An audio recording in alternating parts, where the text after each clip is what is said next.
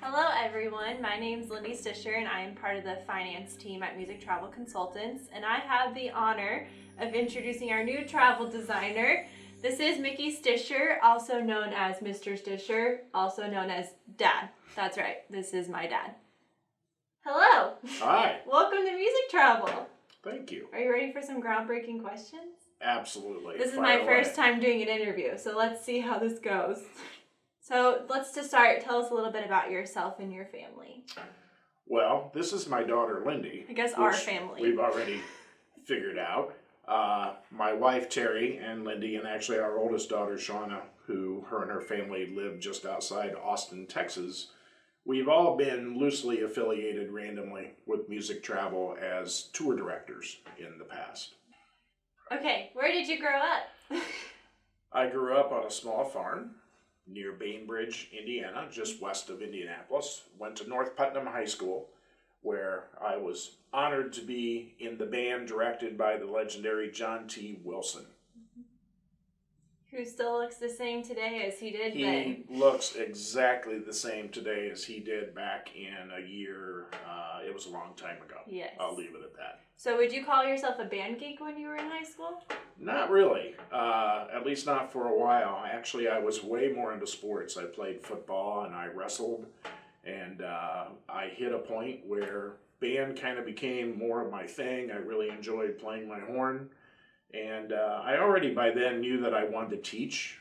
I was still trying to figure out what to teach, so believe it or not, I ventured out of contemplating teaching math and coaching football and moved toward music and gave up my sports, much to kind of frustration of a lot of my friends and my dad, who was a high school football star. But we all survived it, and I never looked back and never regretted it.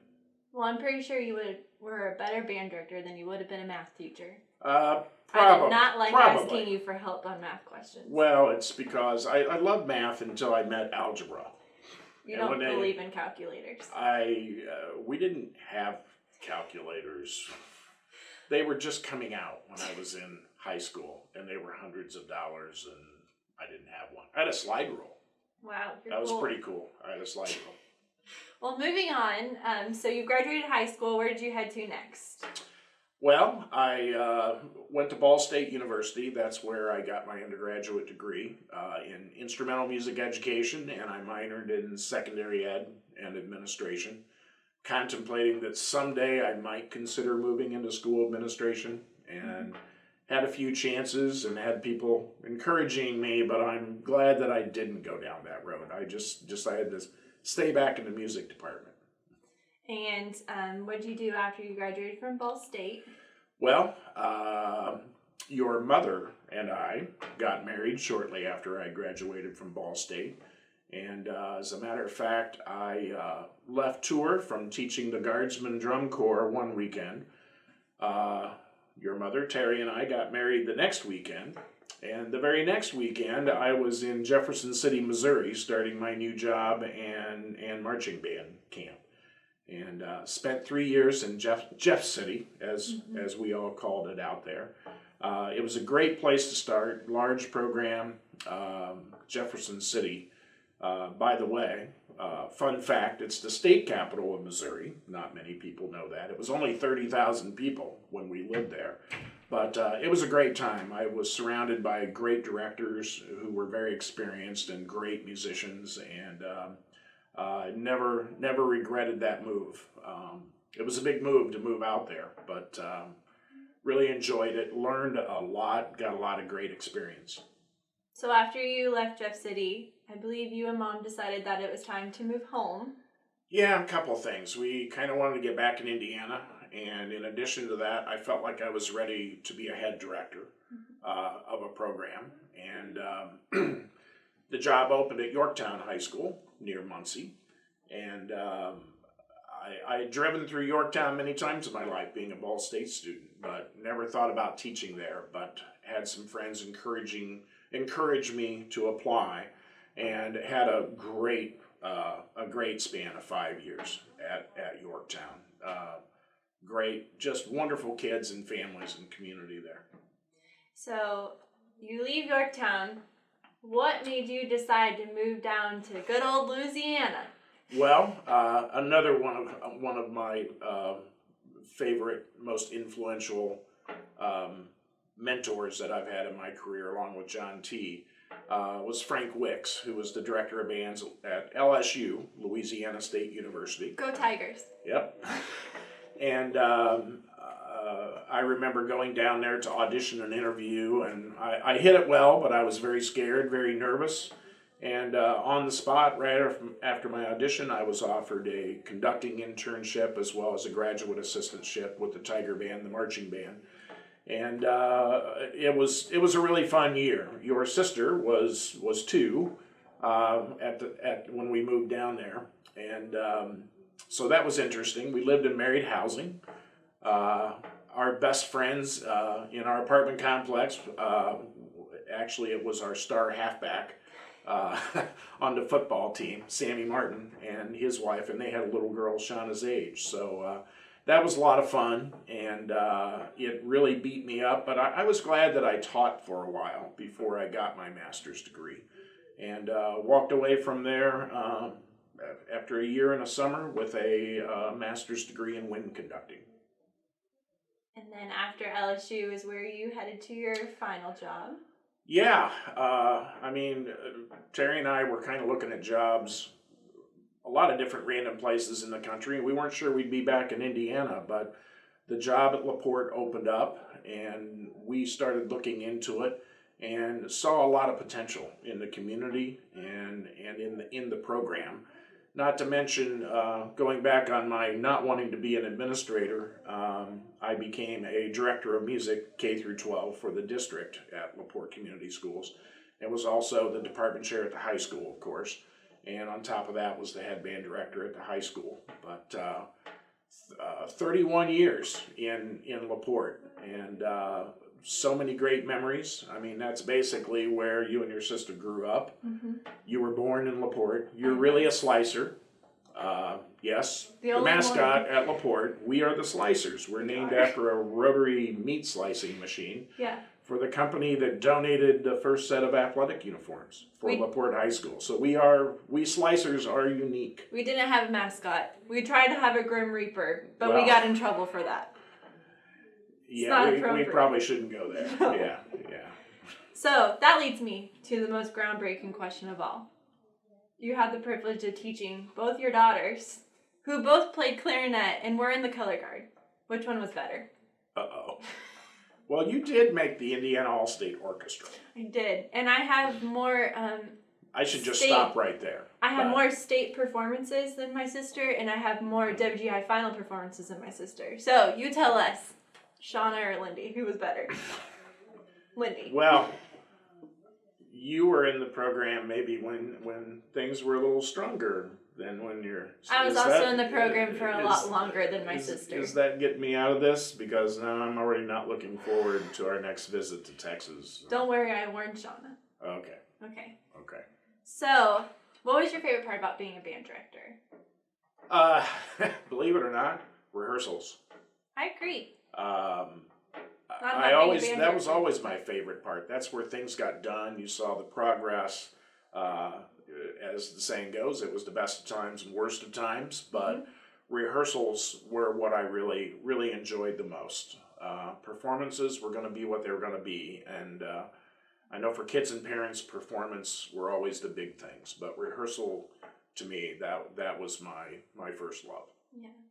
And then just one piece of advice I've really based my life off of, but I really want you to talk about is, what's the best piece of advice that you could give any high school senior? For many years, I would end the year by looking at seniors, and not just at the end of the year, but the best advice I could ever give them was to figure out what you really enjoy doing in life, and then figure out a way that you can serve others while making a living doing that. Mm-hmm. And I wanted him to bring that up just to say thank you to my dad, because if it wasn't for him, I wouldn't be where I am today. I graduated college and I had the opportunity to work for Music for All, Drum Corps International, and now at Music Travel Consultants. And marching band, color guard is a huge passion of mine, and it's really exciting that I can continue with that career today. So thanks, Dad. You're welcome. Good job. And I'm sorry. it'll all work out fine. Well, so what made you choose to travel with Music Travel as a band director?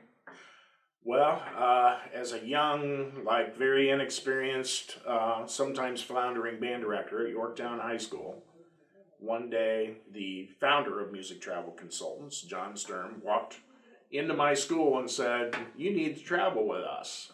And I kind of laughed at him and went, "We're not very good. I don't think."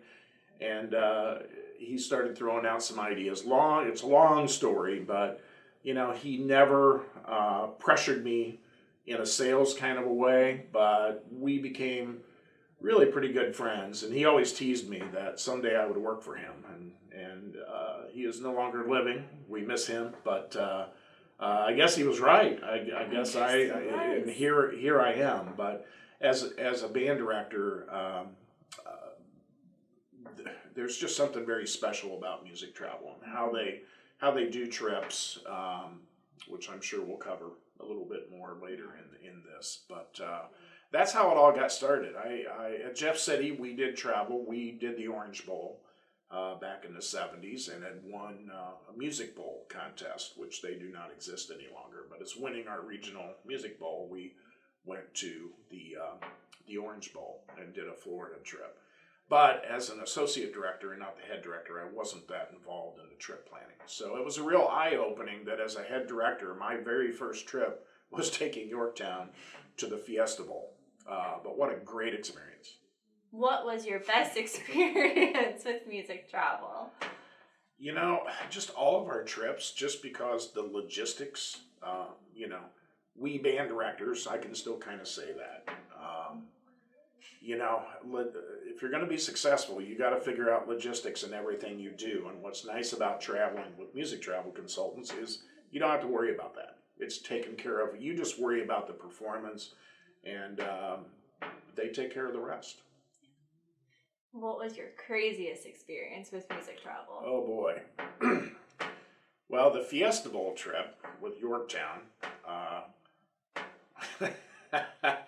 I would love to get the response back from any Yorktown alumni who had me at this time about your memories of this, but this was before cell phones. I know a lot of you don't understand what that means, but there were these things called payphones at rest parks and things. And anyway, it was New Year's Eve, and we had literally rented out a Chuck E. Cheese restaurant and had a DJ lined up. Music Travel took care of all of that.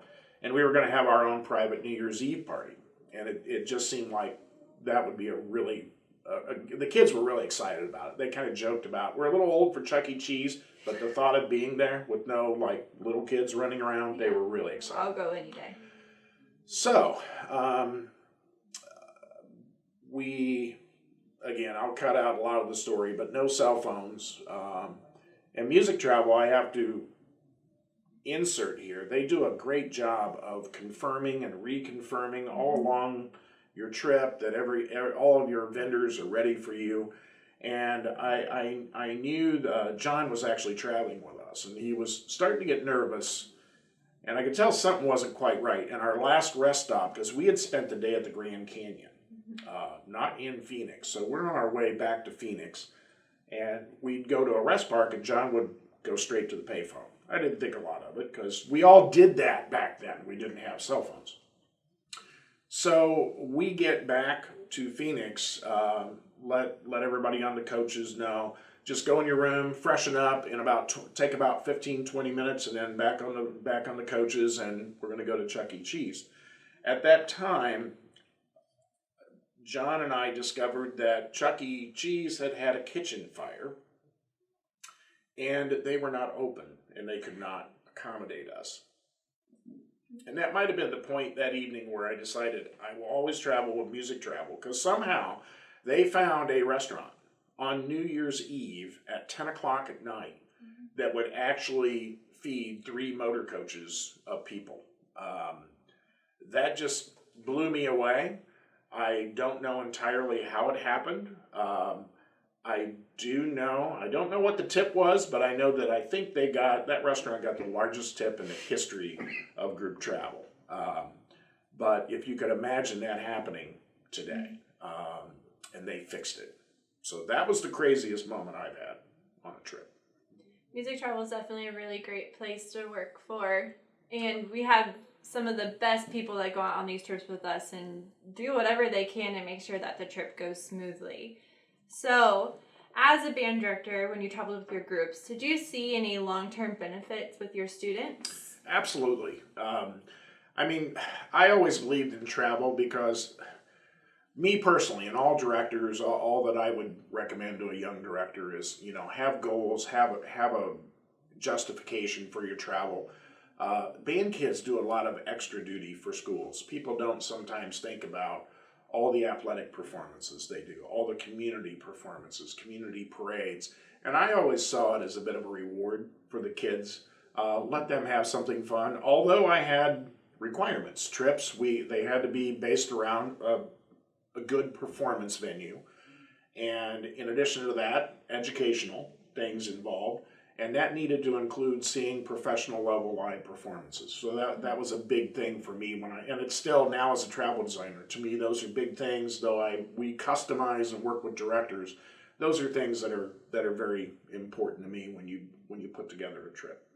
I had the privilege when I was a freshman in high school. We went to New York City and we did the Philadelphia parade. And it was a great time. It was a really good experience getting to see all those shows.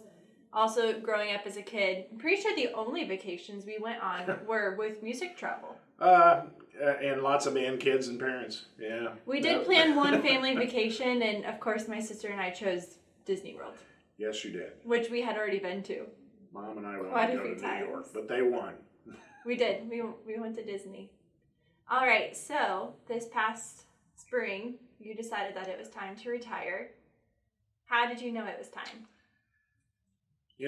All I know to say is,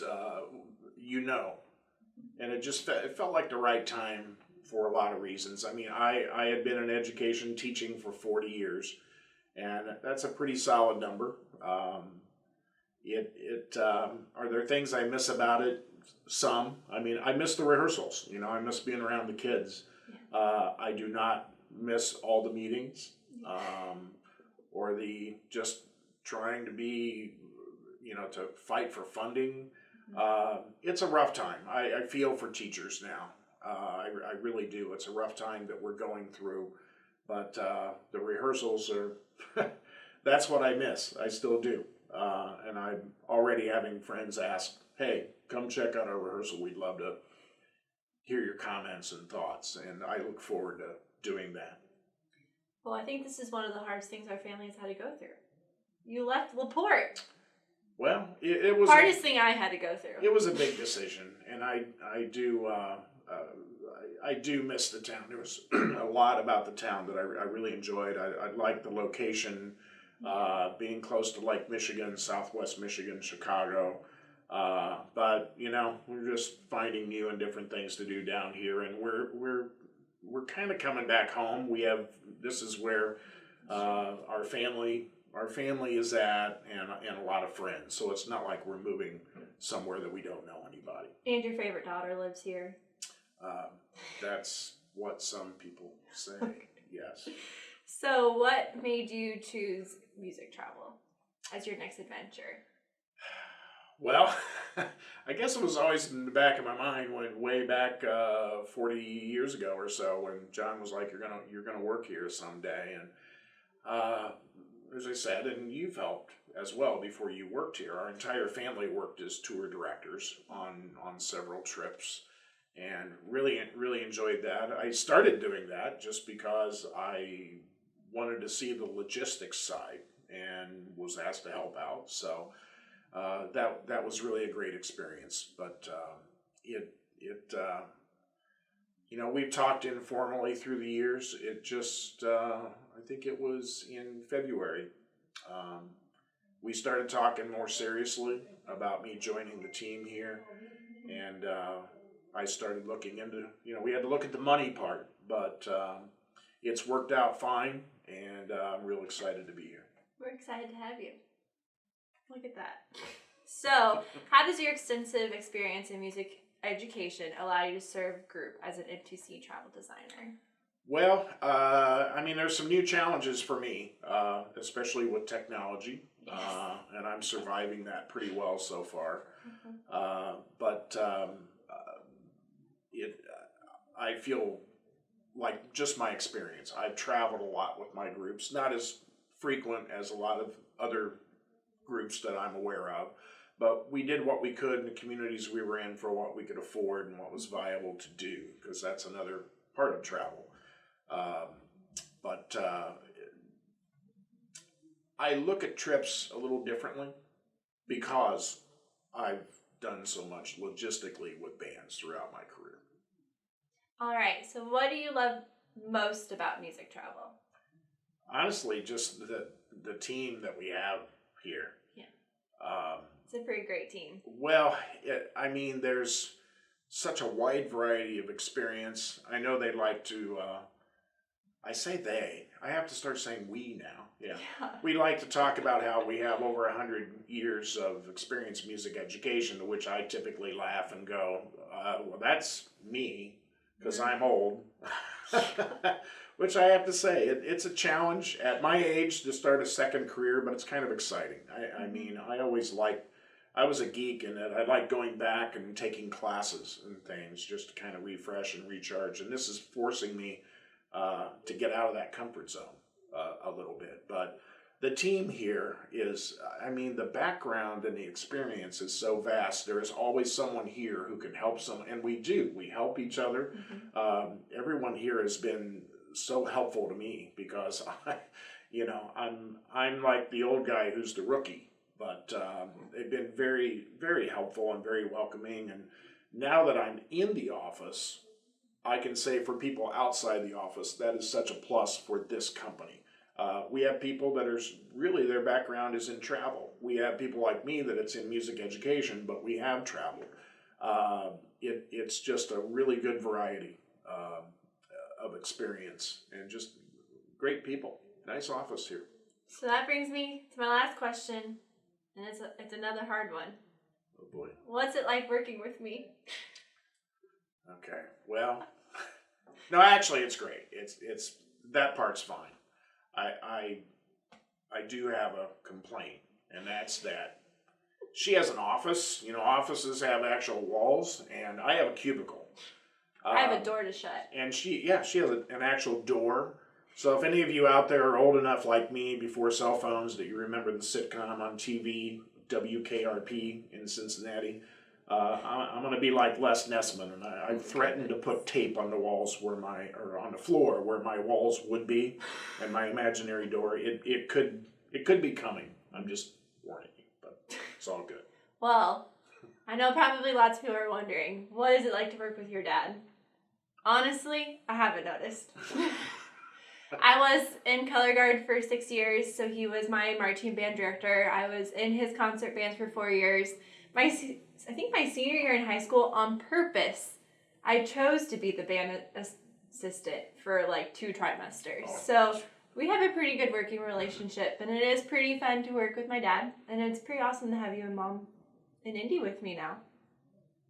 Look at that. He's just going to stare at me. No, I'm staring at him like, did Shauna hear that? 'Cause we miss you, Shauna. yeah, sorry. I know you wanted us to move to Texas, but you didn't find me a job in Texas, so here I am. You didn't win. So thank you everyone for joining us today, and welcome to the team. Thank you.